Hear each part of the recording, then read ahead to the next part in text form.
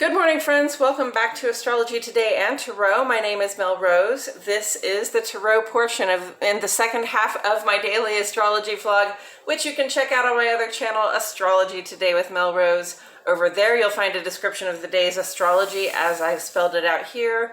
Here, I'm going to discuss the tarot card that sits on the side of the page, and then I will play another card in the context of today's astrology, which may give us something more to think about. So let's get into it. The card that currently sits on the side of the page is the Six of Cups, and it is here on purpose for a reason, and that's because it corresponds in astrology with the second 10 days or the second decan of the sun's transit in the land of Scorpio. So Scorpio is a water sign, and cups in tarot are water element symbolism, and water element symbolism has to do with emotion and intuition, basically how things feel to us. And when we have an experience and we get a feeling from it, what are the physical sensations that arise? What is the intuitive information that arises? What is the knowing, the understanding that dawns on us? What are the questions that arise? There's a whole bunch of stuff that comes with just having a feeling. So we come to the Six of Cups, and we see a moment that's intended to be sort of about looking back on fond memories, perhaps back to our childhood, or if we're a little bit older, just, back to earlier days in our adulthood, right? Times when we were having a good time, we were enjoying the company of people who gave us support and help and inclusion when we needed it. So this is very positive. I just want to fix my light here very quick, friends. Thank you for your patience. So, it's really nice. This card can indicate that somebody from the past is coming back to sort of reminisce with us. It can also indicate that we're given reason to think about or to revisit, past experiences that felt very good to us. And there's a little bit of a warning that goes with this. That we don't always remember things exactly as they were. So even though something might be a fond memory for me, it might not be a fond memory, for my brother or my friend or somebody else that was in that scenario with me. Okay, so just realize that people don't remember things the same, and also realize that getting lost in the reverie of the good old days, getting lost in the reverie of a time when you were happy, does not negate the responsibility to. Unfortunately, it doesn't negate our responsibility to sort of radically accept what is happening right here and now. Okay, we have to still be able to grasp and acknowledge what is real in the present moment. Okay, so don't allow your fond reverie to sort of blur out your periphery and make you focus so much on that you can't really be in the present moment and see what is going on around you right now. And with that said, I'm going to shuffle these cards a little bit because I kind of forgot to do it. Thank you so much for being here. I truly appreciate your presence. I know I say that a lot, but I really mean it.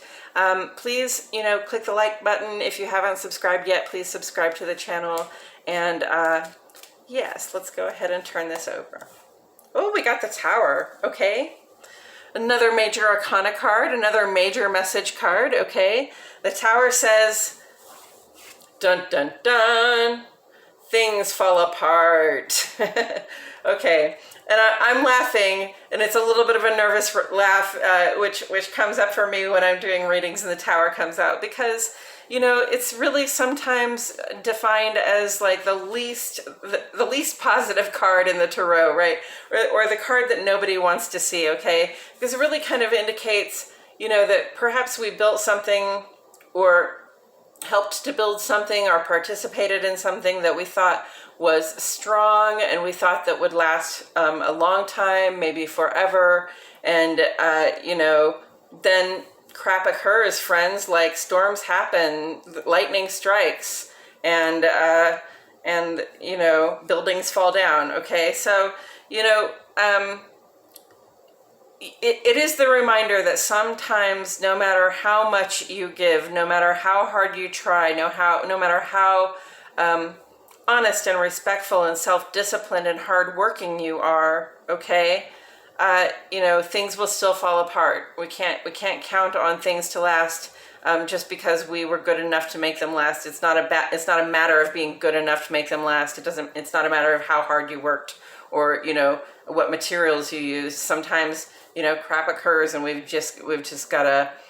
We just see this sort of fiery ending, right? We see things coming to a close. So, with this often to me comes sort of a reminder also to be using your spidey senses. And when I mean spidey senses, I mean, that sense you have that told you if you were ever at a very rowdy party, to leave the party, and like as you were leaving, the police were pulling up, right? So like, okay, this is getting a little too out of hand, and I don't think I want to be here for it to get any more out of hand, so I'm getting out of here, okay?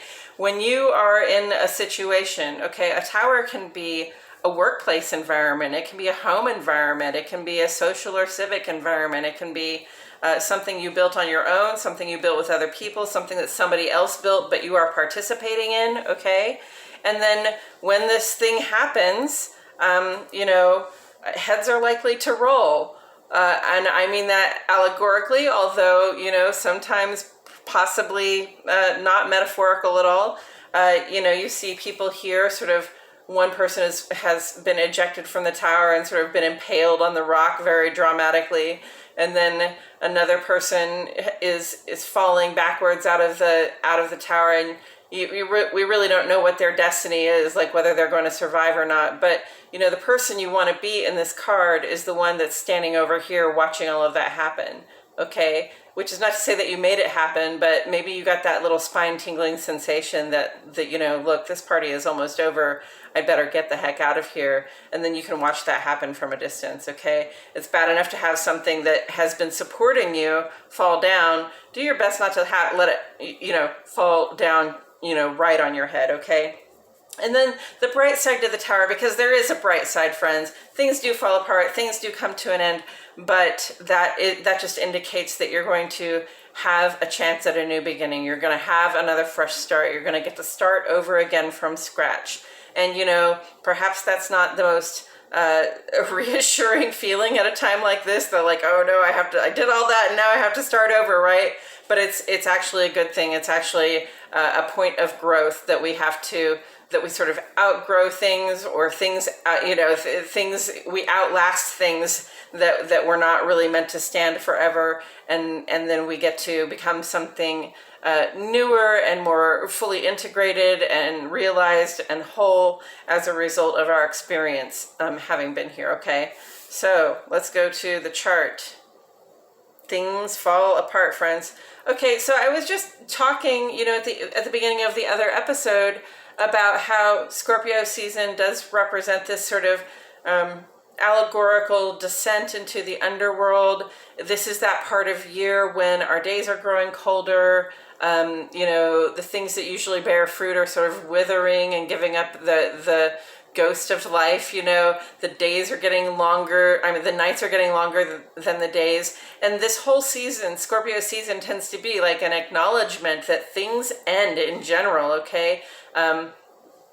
Lives are lost, people die, and other situations and circumstances, relationships that we have, ways of connecting we have with the world come to an end, okay? And so in acknowledgement of that, we understand that a lot of people right now are going through heavy duty changes, all right? And it can be really sad to go through those changes because those changes all come with endings. It can be really sad to watch something that you love sort of fail and to have to leave it behind. But, endings are followed by beginnings. And in between, we get this time to sort of mend ourselves, to sort of reflect and review, and decide what we'd not like to do again, which is also reflected in the waning gibbous moon right now. We're 2 days past the full moon, and this is the time when we look back on how that last culmination went. And maybe it was a disaster. Maybe it felt like things really fell apart there, okay? So this is the time when we relax and reflect and do the mental and intuitive work to say, this is what worked, this is what didn't, this is what I can keep, this is what I can lose, okay? Just start developing the list, okay? So that you know what it is when you get to that third quarter moon. that you actively have to push out of your life.